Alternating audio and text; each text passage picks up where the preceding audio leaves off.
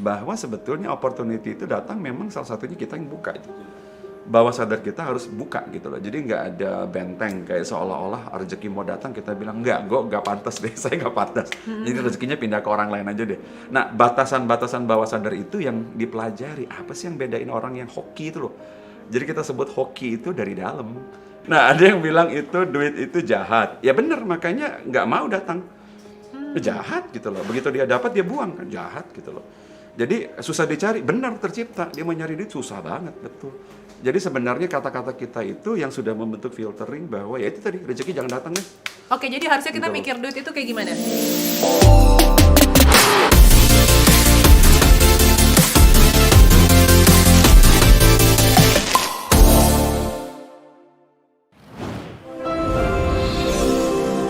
Video ini dipersembahkan oleh 101red.com. Jualan online tanpa ribet.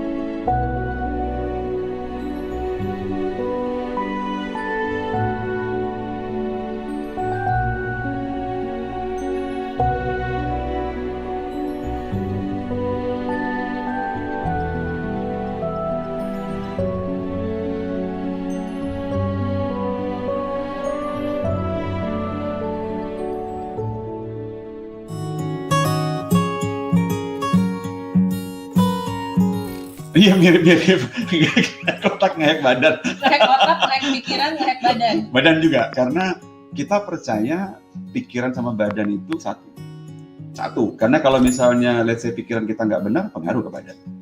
Badan kita nggak benar, pikiran terpengaruh. Gitu. Jadi kayak misalnya kita lagi nggak fit fisik, pasti kita nggak bisa mikir bagus juga.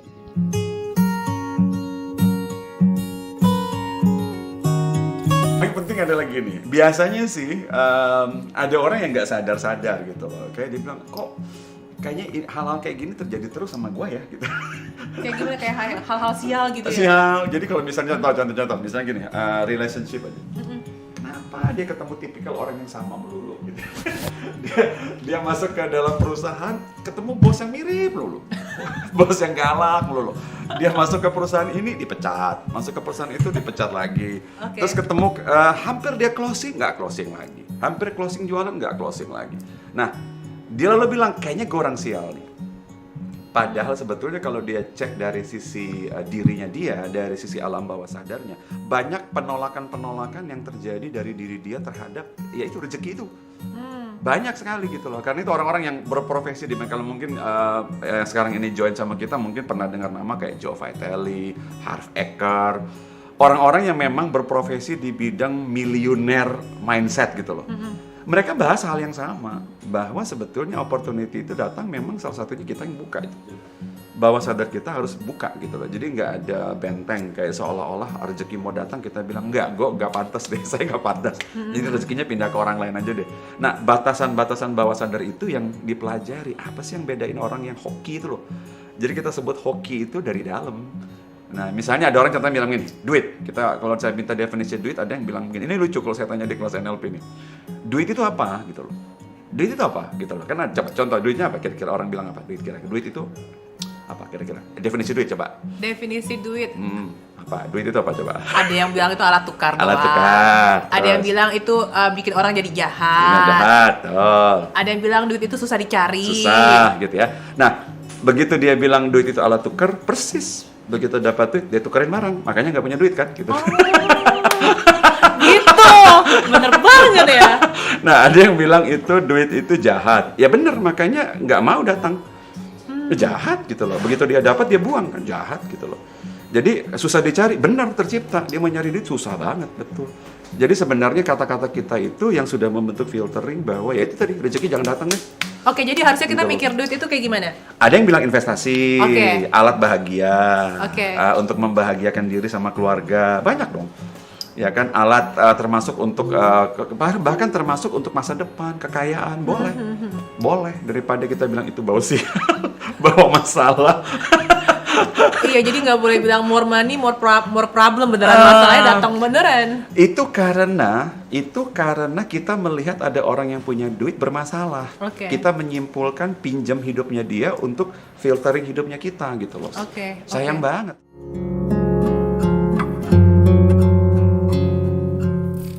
Hidup ini tuh simple kalau di dalamnya kita benerin kerangkanya dulu. NLP itu salah satunya adalah belajar kerangka nih. Jadi kita semua ini punya kerangka berpikir kan. Tadi saya bilang mengenai duit, relationship, bos, customer. Customer tuh apa sih? Ada yang bilang customer tuh ngerepotin. Iya dong. Jadi makanya begitu ada yang masuk toko, aduh. Nah, ada orang yang punya definisi kayak gitu. Ya sehingga Oke. customer mau masuk diusir kan secara body language aja diusir gitu. Iya. Ya gimana dia bilang toko gue sepi nih. Ya dia masuk, lo kesel kan gitu. Atau malah takut. Nah iya, jadi saya mulai belajar. Nah itu saya mulai belajar tuh kalau menyangkut hoki. Ada satu kata yang bagus, itu saya sering kali ngomong di kelas NLP, konflik resonansi. Waduh, bahasa apa itu? Nah ini resonansi itu kan fisika nih, saya Iya. dulu kan backgroundnya science. Jadi hanya dua frekuensi kalau ketemu, ada saling resonansi dan ini frekuensinya sekian hertz, sekian hertz. Otak manusia kan frekuensi, gelombang suara kita frekuensi. Iya. Jadi kalau misalnya dua frekuensi ketemu kan resonansi itu. Nah disebut konflik resonansi adalah begini, kalau ini saya baru kalimatnya nih noh banget, saya ingat. Ini kalimat yang noh banget. Kalau situ tidak senang orang kaya, situ susah jadi kaya. Gitu. Simpel kan gitu, Benar. simpel banget. Karena resonansi kita akhirnya senang dengan yang susah. Kalau saya lihat orang yang kaya, saya sebel misalnya.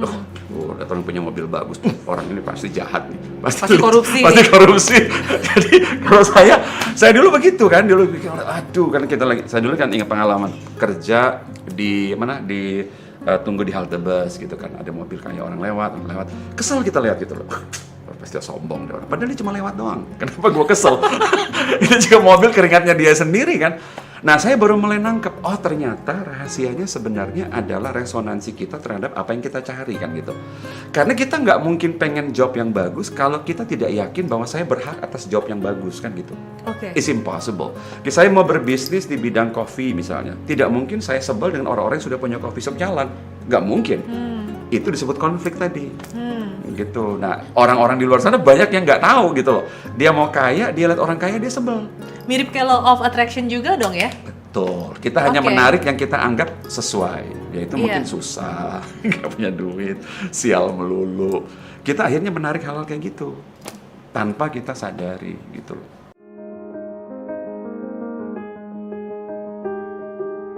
Saya disagree. Oke. Karena untuk bisa work smart, you have to work hard first. Iya. Mereka, misalnya kita nih, mereka nggak lihat loh kita seolah-olah begitu kita tampil, ini orang nih pasti dia hoki besar nih. Iya. Ini pasti dia sudah natural nih kayak gini nih. Dia nggak tahu kerja kerasnya kita kan. Dia nggak tahu berapa video yang kita simpan yang kagak jadi. Dia nggak tahu tulisan yang kita simpan di hard disk yang kita nggak pernah terbitkan. Dia nggak tahu konsep yang kita sobek-sobek masukin. Dia kan nggak tahu itu kan. Iya. Yang dia lihat hasil jadi yang wow nih kayaknya orang-orang hoki nih. Makanya mereka bilang itu smart. Padahal dia nggak tahu work hardnya kita kan. Gitu Iya. loh. Saya lebih percaya in order for you to work smart, you have to work hard first. Oke. First gitu loh. Jadi pintar itu kan baca buku. Kita dia nggak tahu kita baca berapa buku, kita Google berapa ratus sumber. Kita nggak tahu kita ikut berapa kelas, kita ketemu berapa pakar kayak gitu.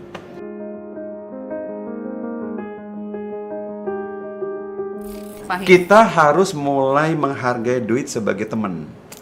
Nah, jadi kalau saya lihat duit nih, saya lihat duit misalnya gitu, saya nggak boleh musuhin kayak teman. Kayak yang mau diet nih, saya kasih tahu yang mau diet nih. Oke, mau diet dulu deh. Nah, saya melihat makanan, saya nggak boleh musuhin. Ini saya langsung kasih kredit ini ke teman saya yang jago diet, namanya Nuni nih. Dia bilang begini, kalau mau diet, pertama saya lihat, misalnya saya bilang, saya mau musuhin coklat nih, gara-gara coklat bikin saya gemuk nih. Nggak Iya. boleh, Oke. nggak boleh. Nah, coklat bukan yang bikin kita gemuk gitu loh. Makanan itu tidak boleh dimusuhi. Iya. Nah, Duit juga sama. Saya mau profesi saya oke. Nggak boleh saya musuhi duit, nggak boleh. Duit itu bukan jahat. Duit itu hanyalah digunakan dengan cara yang begini, cara yang begitu. Jadi tidak usah punya perspektif melihat duit itu begini, orang kaya ini begini, orang sukses kayak begini. Nggak usah. Karena kalau mau tanya tips sukses, coba nanya ke saya, nanya ke si B, nanya ke seorang Christina. Tipsnya beda-beda itu. Gak usah bilang bahwa si ini salah, si itu salah. Pakai aja yang kita perlu, ambil yang kita bisa belajar. Ya udah aplikasi. Kalau itu udah beres sudah. Nah, jadi melihat duit fine-fine aja, melihat kekayaan fine-fine aja, melihat sukses fine-fine aja. Intinya jangan sampai kelintas yang negatif lah, gitu ya. Betul. Nah, itu buka tadi. Kan mau buka nih. Nah, coba sekarang bayangin begini. Saya mau bangun relationship dengan si A, tapi saya bilang begini. Si A itu iblis, si A itu jahat. Dia nggak bakal deket atuh. Dia mana gini bang, si A itu jahat. Orang yang mendekat dengan kita adalah yang kita suka kan. Yang mendekat dengan kita yang kita respect. Yang kalau kita lihat kita respect gitu loh. Jadi hasil kerja kita respect, kita seneng. Nah itu baru mendekat. Jadi sebenarnya melihat rezeki itu kita respect, kita hormati itu. Karena begini nih, saya punya kacamata nih. Bukan kacamata ini yang paling penting. Kita nggak tahu loh. Untuk bikin ini di pabriknya itu loh, presisinya kayak gimana, ya kan? Orang bikin. Terus, yang bikin alat untuk bikin kacamata ini juga luar biasa kan powernya itu. Nah, ini semua kita jadi appreciate bahkan satu kacamata. Uang juga sama kan yang sampai ke depan meja kita itu loh. Appreciate, jangan dimarah-marahin, didoain, jangan dikutuk-kutuk. Ada orang yang mau ngutuk-ngutuk uang, ya pergi uangnya. Gitu. Jadi lihat itu dengan yang, ya orang umum bilangnya positif kan.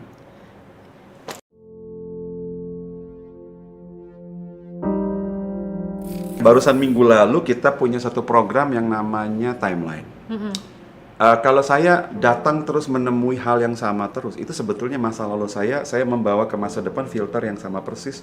Saya membawa badan yang sama persis, pemikiran yang sama persis, sehingga saya akan ketemu dengan orang yang dalam sepanjang sejarah saya kayak begitu. Nah, karena saya percaya, saya punya kesimpulan misalnya begini. Let's say saya terjebak dalam satu relationship yang nggak menguntungkan di masa lalu. Saya akan punya kesimpulan begini, semua wanita sama aja. Gitu. Jadi kalau ada yang saat ini bilang semua pria sama aja, saya hampir garanti besok kalau berpasangan akan ketemu dengan orang yang mirip lagi. Soalnya udah mendoakan begitu kan. Nantinya orang yang berbeda, bayangkan ini orang misalnya dia pernah relationship dengan orang yang let's say kita sebutnya galak nih. Galak, curigaan. Terus setelah putus, nah ini orang baru nih, nggak galak loh. Nggak galak, baik. Tetapi gara-gara dia pakai format di semua pria galak, dia memperlakukan orang ini juga seperti orang galak kan. Nah, tebak apa yang terjadi sama dia? Galak beneran. Ya habis orang di-push kayak gitu kan. Orang di-push untuk yang dia nggak salah, pelan-pelan dia berontak galak. Lalu dia bilang apa kesimpulannya? Tuh bener kan? Semua pria sama aja. Sebenarnya kita sendiri yang push environment kita berdasarkan format sejarah kita. Iya. Jadi gini, ada 3 kan kalau saya kemarin di timeline, peserta timeline masih ingat pasti. Ada 3 nih, pikiran, badan, sama lingkungan. Iya. Nah, lingkungan kita itu kita push berdasarkan 2 ini. Kita mikirnya gimana, badan kita gimana, environment itu kita akan paksain untuk connect ke dalam 2 ini. Atau lingkungan yang maksa kita connect ke lingkungan. Atau diri kita yang sudah lebih happy ini yang bikin lingkungan happy gitu loh. Nah, yang mana gitu loh. Nah, NLP selalu percaya dari 2 ini dulu sebelum environment jadi, termasuk rezeki, job, bisnis gitu loh.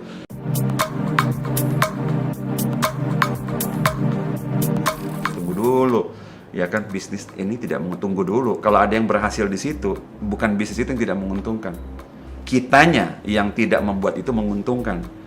Nah, ada orang yang bilang pandemik ini semuanya macet. Enggak juga. Ada yang tetap make money kan. Berarti bukan pandemiknya, tetapi kitanya yang punya mindset apa terhadap pandemik. Nah, yang paling lagi ada yang bilang gini lagi, saya pakai istilah bahasa Inggris, dia bilang life sucks katanya. Gitu loh. Nah, bagusnya begini, bukan hidup ini yang nggak enak, pikiran kita yang sucks gitu loh. Itu. Jadi kalau saya bilang pikirannya sucks, ini ibarat kacamata nih. Kalau NLP bilang begini, pikiran kita ini kacamata nih, ya. Saya pakai kacamata, saya begitu pakai, kalau ini hitam, saya lihat semuanya hitam kan. Iya. Nah, kalau saya lihat ini kuning, semuanya kuning gitu loh. Nah, berarti bahwa tergantung kacamata yang saya pakai. Pikiran kita yang melihat orang-orang seperti itu gitu loh. Jadi kalau saya pakai kacamata ini baru. Nah, NLP bagusnya adalah kacamata ini melihat clear orang-orang itu tanpa judgement kalau NLP. Jadi kalau saya lihat uang, ya udah uang, terima kasih. Udah, gitu loh. Saya ketemu siapapun yang ada di sini, saya lihat semua orang ya bersih, tanpa judgement gitu loh. Peluang pun saya lihat saya nggak pakai judgement, berusaha untuk tidak menjudge.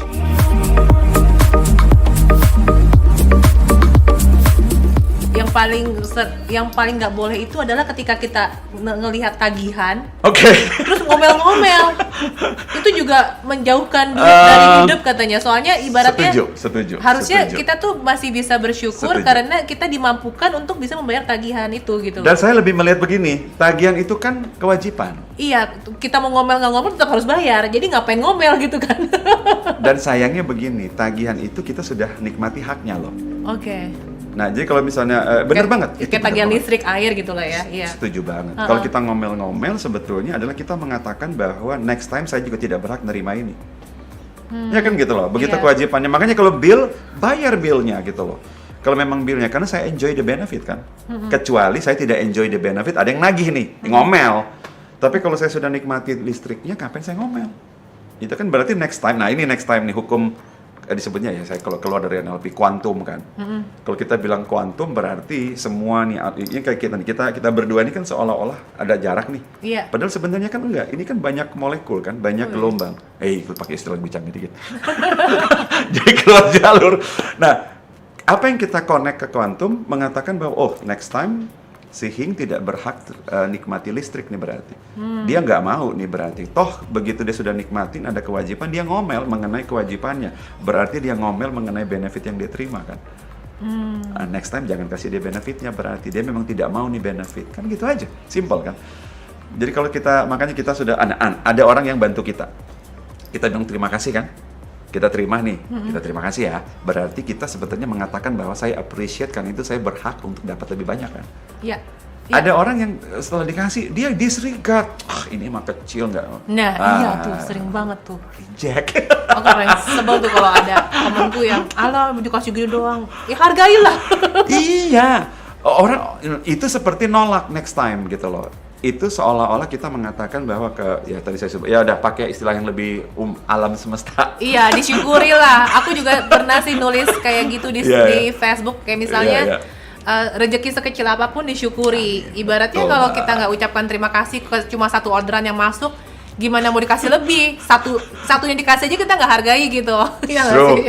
seru banget. Nah itu tadi kalau kita bicara dalam bukan gerbang rezeki, apresiatif terhadap apapun yang masuk itu buka gerbang itu, gitu loh. Itu buka gerbang kan, berarti apapun yang masuk kita syukuri kan. Gerbang, buka itu. Nah, kalau hal-hal yang tadi kita bilang bahwa sifatnya tidak beneficial untuk kita maupun orang sekitar, kita boleh tutup itu.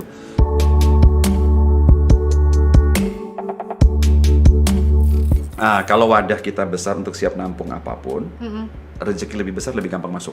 Tetapi preparation itu adalah pikiran kita dulu tuh. Wadahnya ini, appreciate hal-hal yang kecil-kecil, detil-detil, kayak gitu-gitu. Bahkan bantuan orang yang kecil. Tadi saya bilang tuh, kecil-kecil aja. Hal-hal kayak begini memperbesar wadah kita gitu loh. Karena kita seperti melihat dunia ini luas kan gitu loh. Nggak sempit kita sendiri nih. Nah orang kan yang penting gua nih, sempit itu. Karena tidak banyak orang yang masuk ke dalam kan. Tapi begitu kita gedein, rezeki mah gampang. Kalau saya punya ember yang gede kan airnya lebih gampang masuk tuh. Ada yang punya cup kecil lalu dia komplain kenapa nggak banyak. Ya lu gedein dulu tuh embernya. Nah wadah di kepala kita digedein, mulai appreciate yang kecil-kecil. Termasuk itu. Saya jadi ingat malah setiap kali itu malah kita ngumpulin koin banyak banget tuh ternyata. Iya. Kalau kita lagi traveling itu paling jangan yang apa Koin, iya. koin banyak banget itu. Karena kita nggak mau buang. Kita simpen, ada kembali kita simpen, dan bahkan kita pakai pun nggak kita simpen. Uang kertas yang kita pakai, itu appreciate kita nggak buang loh. Dan itu apresiatif salah satunya. Yes.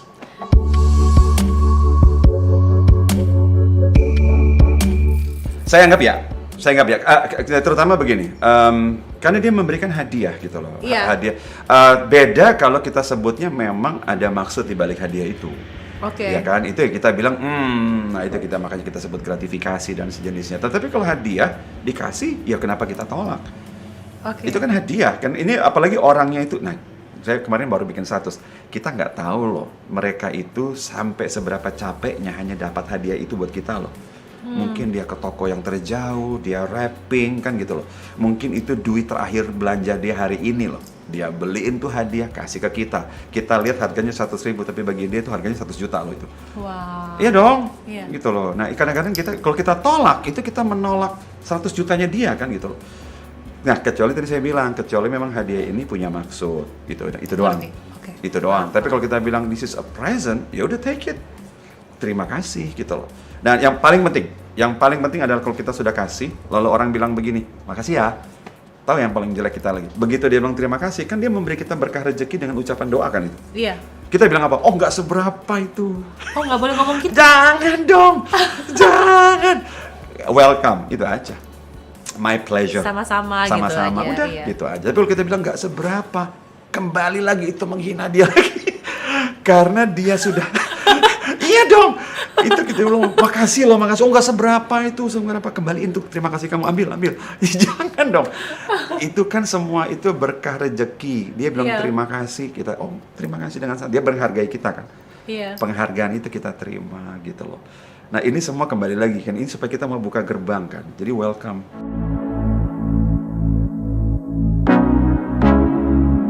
Orang yang jaim sama duit jaim sama dia. Kita bukan bilang money is everything, tetapi kalau saya bergaji 5 juta, Iya. naik gaji 500.000, I'm happy loh. I'm happy. Nah nggak boleh bilang bahwa uang tidak bisa bikin happy. Uang bukan segala-galanya, tetapi kalau saya punya uang, saya bisa choose how to make me happy, how to make others happy gitu loh. Nah, karena itu kalau saya bilang uang tidak bisa buat saya bahagia, itu juga menolak. Oke. Jadi setiap kali kalau saya lihat uang, ini bikin menderita nih. Oke. Gitu Benar-benar. loh. Itu afirmasi semua. Dan ini yang dipelajari sebetulnya di berbagai program-program sehubungan dengan millionaire mindset. Iya. Punya mental kaya gitu loh. Masalahnya kalau kita bilang mental kaya itu sendiri men-trigger kalimat yang nggak bagus di kepala beberapa orang loh. Kaya berarti maruk, serakah, kayak gitu. Iya. Iya. Maruk, serakah. Harusnya nggak boleh mikir kayak gitu ya. Nggak usah. Banyak orang kaya yang baik kok, gitu loh. Iya, Banyak iya. banget. Berarti ya ini juga teguran buat saya nih. Saya juga dulu suka menganggap gila ya, gue kalau dapet duit banyak tuh pasti kerjanya makin banyak, gue capek nih gitu kan. Itu doa juga. Iya, jadi mendingan jangan sampai kepikiran Nggak kayak usah. gitu ya. Nggak usah, lebih bagus kalau misalnya saya punya duit banyak, saya bisa hire orang lebih banyak juga, bagi rezeki lebih banyak juga, Iya, kan iya. gitu. Lebih banyak customer juga yang bisa nikmatin hasil kerja saya kan gitu. Iya. Itu lebih bermanfaat dari segi pemikiran. Iya. Makanya nggak usah melimit, nggak usah pasang tembok. Kalau memang rezeki mau masuk aja. Dan ada orang yang soalnya tadi saya bilang karena punya asumsi orang yang duitnya banyak itu pasti hidupnya nggak bener. Nah asumsi itu yang harus dibuang dulu. Nah saya bilang coba saya yakin kalau saya nanya nih siapa yang mau jadi orang baik, siapa yang mau nolong orang, semua pasti angkat tangan kan. Iya. Siapa yang mau jadi orang baik, angkat tangan. Siapa yang mau nolong orang, oh kita orang baik mau nolong orang. Tahu nggak cara nolong orang paling bagus? Punya banyak duit. Iya dong. Iya. Bisa bikin usaha, bisa bikin unit usaha ini, mempekerjakan tambah banyak orang, ya kan saya bisa nyumbang ini, nyumbang itu. Mungkin bukan yang paling Gitu baik, loh. tapi yang paling bisa maksimal lah ya. Of course. Iya. Nah, berarti kalau saya tidak punya banyak sumber daya, saya mau nolong juga limited gitu loh. Iya. Tetapi kalau saya punya banyak sumber daya, ilmu, ya kan, sumber daya kepemilikan bahan baku, saya punya kebun, saya punya, punya dana, berarti kan saya menolong orang juga lebih simple. Lebih easy gitu loh. Bukan saya frustrasi. Karena ada orang yang satu memang tidak punya sumber daya itu, tetapi dia sibuk mengutuk orang yang punya sumber daya kan gitu. Dinyinyirin sama dia. Why gitu loh. Why? Kalau begitu kita saja bikin diri sukses supaya kita bisa bantu banyak orang. Itu aja. That's the best way untuk help people gitu loh. Adalah be more successful. Saya bisa help other people. Saya bisa buka lahan bisnis baru, mempekerjakan orang-orang yang banyak, buka rezeki buat mereka juga kan gitu. Gitu aja.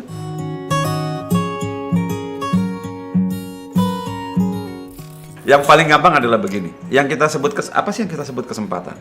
Kesempatan itu hanya bisa dilihat oleh orang-orang yang clear sekali yang dia mau apa loh. Ini penting ini. Karena ada orang yang bilang gini, dia nggak pernah sama sekali membayangkan yang dia mau. Dia nggak punya film, dia nggak punya cita-cita, dia nggak punya target. Kalau dia tidak, karena salah satu kebiasaan otak kita adalah begini nih, terutama yang belum belajar sama sekali mengenai otak. Salah satu kebiasaan otak kita adalah membandingkan yang ada di sini dengan yang ada di luar, kan gitu. Kayak misalnya, kalau yang barusan ketemu saya satu kali ini, baru lihat saya di layar satu kali ini, biasanya punya kebiasaan gini nih. Ini orang mirip siapa sih? Mirip Kode Eni. Misalnya gitu. Mirip Kode satu sama. Nah, mereka karena kita sibuk membandingkan yang saya lihat dengan yang ada di sini, memori. Nah, kalau misalnya, let's say, ada yang nawarin, oh ini ada peluang bisnis nih gitu. Saya tidak akan sebut itu peluang. Kalau begitu saya lihat itu kosong di sini. Oke. Ah, bagi saya itu bukan equal peluang. Tetapi kalau saya pernah membayangkan punya bisnis kayak begitu, lewat peluang. Peluang. Jadi sebetulnya peluang hanya bisa di-capture oleh orang yang tahu di kepalanya itu dia maunya apa. Karena dia sudah pernah membayangkan. Walaupun mungkin tidak tiap hari, tetapi dia pernah munculkan di kepalanya dia, I want this gitu loh. Saya punya cita-cita, saya pengen punya ini, saya pengen dirikan ini. Nah, orang kayak begitu yang bisa tidak akan melewatkan peluang. Yang miss setiap peluang adalah orang yang nggak ngerti dia maunya apa. Bahkan yang orang lain bilang, itu kamu kenapa nggak ambil itu peluang? Peluang mana? Gitu.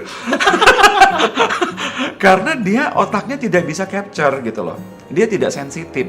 Saya kalau misalnya saya mau beli rumah daerah misalnya, let's say Peak misalnya. Nah, saya kalau tidak punya itu sama sekali, saya lewat mau 1000 kali pun dijual, saya nggak bilang itu peluang. Tapi kalau saya sudah punya niatan itu, satu rumah saja yang saya lewat ada tulisan dijual, peluang bagi saya. Oke. Nah, jadi sebetulnya cara capture paling bagus adalah saya sendiri punya dulu what I want gitu loh. Udah tahu maunya Clear. apa. Mau kerja di bidang apa, karir di bidang apa, terus mungkin bisnis di bidang apa, jualan apa gitu loh. Sehingga baru kita sebut itu peluang. Kalau saya misalnya mau bikin keripik misalnya, tiba-tiba saya bilang saya mau bikin keripik gitu loh. Tiba-tiba ada orang yang saya lihat di Instagram nih, obral ubi, oh iya peluang. Tapi kalau saya tidak tahu sama sekali mau bikin keripik, mau ada orang 1000 orang obral apapun kan percuma.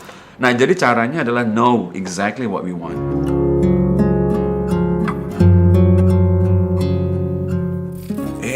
Tunggu dulu. Customer itu, saya nggak percaya dia cuma nanya-nanya loh. Benar. Saya nggak percaya loh. Nah, Kecuali hati-hati. kompetitor. Ya boleh. Survei. Kompetitor ngecek harga ya. Nah, kalau dia sudah masuk ke toko, dia sudah nelpon, keluar nggak bawa orderan, dosa kita itu. Dosa. Itu dosa. Nah, karena mana ada orang sih, aku buang waktu masuk ke toko ini, kagak ada. Iya. Itu buang waktu, tenaga, buang pikiran, buang emosi, ngapain gitu loh. Nggak cocok harganya kali. Maybe, misalnya, let's say, merek mahal A, Iya. merek murah B. Orang yang mau cari A nggak bakal masuk toko B. Orang yang mau cari B nggak bakal ngomel-ngomel di toko A. Lu mahal. Lu ke toko B aja, lu salah toko gitu loh. Iya. I don't believe that gitu loh. Karena kalau orang lihat kenapa, kok lu mahal banget? Oh bukan, gue bukan mahal. Lu salah toko. Lu salah toko. Yang lu cari tuh toko B gitu loh. Sini gue anterin. Oke. Karena saya tidak percaya dengan orang yang bilang lu mahal. Percuma. Karena kita nggak bakal debat soal harga gitu loh. Orang tidak akan masuk toko mobil mewah dan komplain. Nggak bakal komplain kalau nggak lu salah toko gitu loh. Jadi kalau orang memang sudah masuk ke toko kita dan dia tadi saya bilang dia keluar, dan apalagi kalau dia udah nanya spesifik pula lagi technical issue, dia udah nanya prosedur. Nah kalau dia tidak keluar, aduh dosa berat itu. Nah yang berarti bahwa kalau dia sudah nanya-nanya, jangan pakai asumsi bahwa dia cuma nanya-nanya loh. You be surprised orang yang kita punya asumsi cuma nanya-nanya, tiba-tiba dia keluar bawa orderan. You'd be surprised. Bahkan yang tadinya pun mungkin dia cuma nanya-nanya, gara-gara kita jelasin yang niatin bagus, kita care sama dia, tadinya mungkin nanya-nanya, mungkin tiba-tiba dia telepon, gue beli satu deh. Benar. Gitu loh, jadi jangan pernah ada asumsi orang cuma nanya-nanya itu. Kita harus mengasumsikan customer itu pasti transfer. Excellent, betul. Aku sampai pernah ngomong ini di TikTokku sih. Pasti. Kalau gitu karena kalau kita udah berpikir customer pasti transfer, gaya nanya kita juga beda. Yes. Maaf kan tadi transfernya ke BCA atau ke Mandiri, padahal belum tentu dia udah transfer gitu. Yes. Jadi hati-hati kalau bilang customer cuma nanya-nanya. Hati-hati. Ya, semua orang yang masuk ke toko, yang telepon kita, yang sudah chat, mungkin dia pengen cari tahu, tapi jangan pernah bilang dia cuma nanya-nanya. Dia mungkin cari tahu gitu loh, tapi tidak ada nanya-nanya. Cuma nanya-nanya. Yang pasti sih jangan bete lah sama customer kan. Kalau tadi kayak kata Pahing juga semua tuh connecting gitu kan. Kita nggak tahu misalnya untuk membeli produk kita yang mungkin harganya 100.000, dia udah nabung berapa lama. True. Kita nggak tahu loh. Kita nggak bisa menyamaratakan semua customer itu sama gitu. True. Absolutely true. Ada yang mungkin 100.000 di kita mungkin sepele, tapi 100.000 di mata dia tuh udah kayak 100 juta atau kayak 1 juta gitu. True. Gitu ya. Jadi Itu nabung dia 3 minggu tuh. Iya, jadi hargailah setiap customer. Itu sih yang selalu aku beneran tekenin. True banget.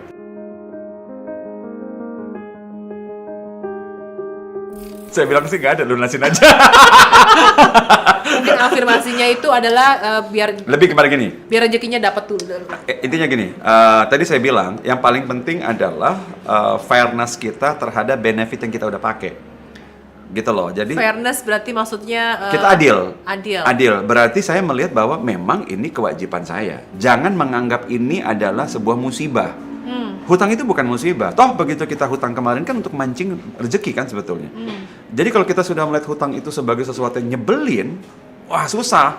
Gitu loh, susah. Toh kita udah nikmati benefitnya gitu loh. Jadi lebih bagus melihat hutang itu sebuah kewajiban kita yang sah. Gitu aja. Jadi tidak melihat hutang itu nyebelin gitu loh. Toh kita nikmati benefitnya kok gitu. Oke. Jadi pertama-tama yang paling penting adalah mindset terhadap hutang tadi. Nah kalau saya memang pada saat saya terima uangnya saya happy, bayarnya juga saya happy dong. Jangan bayar dengan sebel. Jadi kalau saya bilang nggak perlu afirmasi, cuman yang paling penting melihat hutangnya itu tidak perlu sebel. Toh saya sudah nikmati benefitnya. Jangan setiap kali penagih hutang datang, ini orang nyebelin, nggak mengerti orang banget.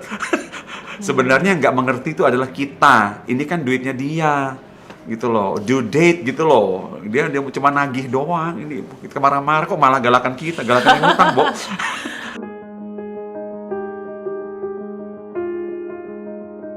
Paling penting adalah begitu kita jadi karyawan, kita langsung mulai memperhatikan sikap-sikap bos yang saya sebutnya approve atau kita anggap bahwa ini bisa membantu banyak orang. Hafalin aja strategi-strategi atasan kita, filosofinya mereka. Itu salah satu cara mempersiapkan diri kita jadi pengusaha kayak mereka, gitu loh. Jadi jangan cuma kerja, tapi ya karena kita dapat berkah punya atasan, lihat tuh cara mereka berpikir tuh, ambil semua strategi mereka itu. Itu mempersiapkan diri soalnya itu. Itu juga bentuk afirmasi sebetulnya. Setiap kali mereka ada bikin keputusan, mereka invest, kita learning. Nah, learning dari mereka itu afirmasi untuk rezeki kita di masa depan itu.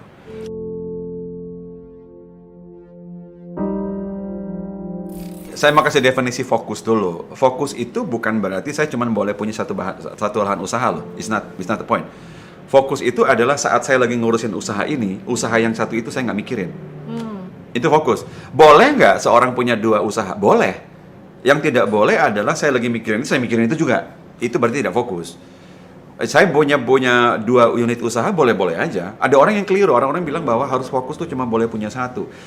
Kalau kita bisa bagi atensi otak ini, nggak masalah saya mau punya 3. Yang penting begitu saya lagi meeting satu produk, saya fokus. Saya bikin desain produk ini doang nih. Setelah selesai, baru saya mikirin yang itu. Itu fokus juga. Jadi fokus itu adalah pay attention at the moment terhadap satu objek. At the moment. Hati-hati bukan berarti sepanjang hidup cuma 1 loh.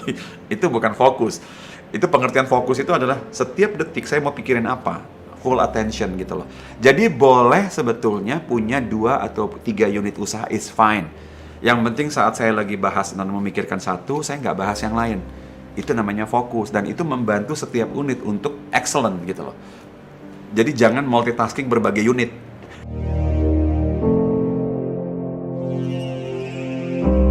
Cara terbaik sebetulnya adalah kalau mau bikin mereka optimis, bantu dia create film di kepalanya itu loh.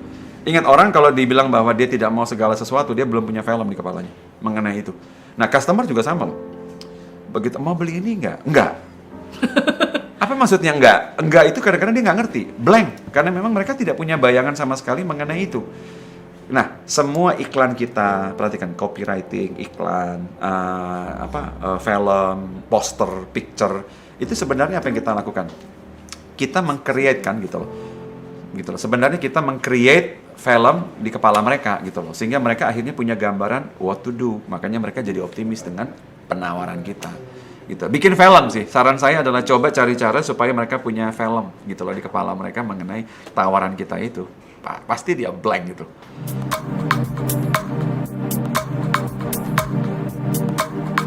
Kalau berhubungan dengan energi sebetulnya kan riset gitu loh, riset. Saya selalu punya anggapan begini, nah kalau misalnya apa yang penting tidak menghubungkan kegagalan yang pertama dengan kegagalan yang kedua, nggak ada hubungan itu. Manusia seringkali soalnya bikin koneksi nih, sekali ngomong sama customer ini di reject, ngomong sama customer ini reject. Akhirnya dia menghubungkan, ada apa hubungannya semua ini? Customer ini semua nggak saling telepon kan gitu. Kalau Hing telepon tolak, oke? Nggak ada itu. Mereka bahkan tidak know each other. Jangan bikin koneksinya. Caranya adalah, kalau saya tetap optimis adalah saya tidak mengkoneksi apa berbagai kegagalan itu tidak ada hubungannya. Tidak ada hubungannya. Masing-masing kegagalan itu kontekstual. Yang ini mungkin gara-gara saya belum pinter. Yang ini mungkin gara-gara customernya nggak pinter. Yang ini saya salah aja datang approach dia pada saat dia lagi banyak utang. Jadi yang paling penting caranya tidak menghubungkan antara satu kegagalan dengan kegagalan yang lain. Itu aja.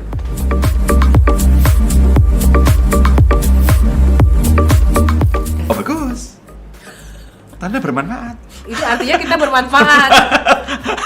Nah, contoh ide kita yang dicuri. Nah, terus ini di company kadang-kadang ada ide kita yang kita ngomong, ternyata bos bawa itu idenya dia. Nah, ini contoh kan dimanfaatkan gitu loh. Nah, dimanfaatkan sekali-sekali tanda kita orang baik. Sekali-sekali gitu loh. Karena tapi kalau dimanfaatkan berkali-kali kita baik dan bodoh. Betul, itu dia. Ditipu sekali-sekali tanda kita orang baik dan kita percayaan. Dimanfaatkan sekali-sekali tanda kita punya skill, kita punya kontribusi yang orang lain lihat ada kesempatan untuk gunakan. Sekali. Itu sih sekali. Kalau sampai 2 kali itu berarti kitanya yang tidak belajar. Kita tidak belajar.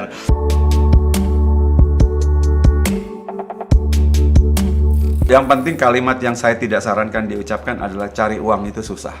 Ya. Itu jangan diucapkan. Lebih bagus ucapkan begini, cari uang itu gampang, yang penting kamu mau usaha. Pasti akan banyak peluang gitu loh. Kalimat cari uang itu susah, nyusahin dia itu. Benar. Kalimatnya ganti kalimatnya aja gitu loh, bahwa semua peluang banyak. Yang penting kamu usaha, yang penting kamu jadi orang pintar. Itu akan membuat dia akhirnya tahu bahwa everything is possible gitu loh. Tinggal yang penting dia usaha, itu aja. Nah, sekarang kan ada namanya grow mindset tuh.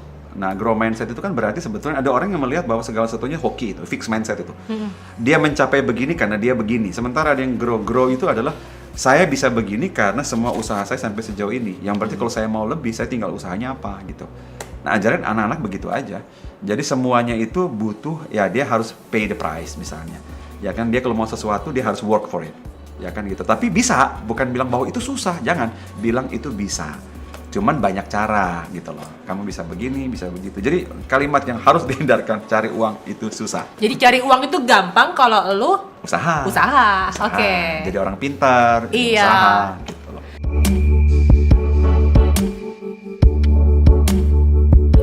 Gampang, gini. Paling penting adalah satu temuan, bukan temuan sih, satu studi mengenai otak manusia di era-era zaman sekarang itu adalah namanya neuroplasticity. Neuroplasticity itu yang otak kita ini plastik gitu loh. Berarti sebetulnya kita mampu learn everything. Mampu. Ada yang takes time seminggu, ada yang sebulan, tapi ada yang setahun, tapi yang penting kita mampu. Nah, cara terbaik untuk masuk ke yang unknown adalah kalimat yang sering saya ucapkan ke diri sendiri. Begitu memasuk, pertanyaan pertama saya adalah bukan bisa apa enggak, tetapi apa yang perlu saya pelajari. Itu aja. Pasti ada sesuatu yang saya bisa pelajari sehingga saya bisa enter ini dengan sukses, itu aja. Saya tinggal cari apa yang perlu saya pelajari, siapa yang perlu saya temui, siapa yang perlu saya tanya, ada yang mentor nggak gitu loh, dan informasi saya dapat dari mana. That's it.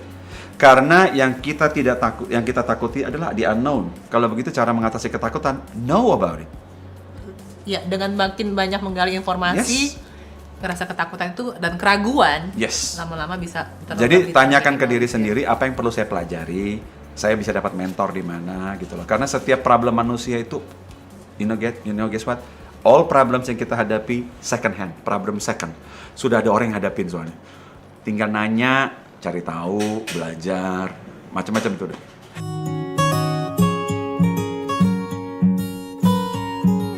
Cari tahu update-nya ada di Instagram Instagramnya Pak Hing, yaitu ada. di Nikolai Dan Hingdranata. Dot Nikolai. Hingdranata.Nikolai. Oke, Hingdranata.Nikolai. Pakai I ya Nikolainya atau pakai Y. Oh, pakai Y? Pakai Y. Oh ya, pakai iya Nikolai pakai Y. Nah, tadi saya bilang makanya panjang ceritanya. Itu 2 live berikutnya. Atau masuk ke website juga ya? Boleh, nlpindonesia.com. Paling gampang. Atau nlpindonesia.com. Nah, informasi semua bisa dapat di situ. Tim saya akan help you untuk dapat informasinya. Mudah-mudahan sih kita doakan PSBB-nya cepat dibuka sehingga kita bisa offline. Karena saya lebih suka ketemu people offline. Oke, bye semua. Bye-bye ya. Saya Kristina Lee. Ini dengan Pak Hing. Nikolai. Bye-bye. Bye-bye.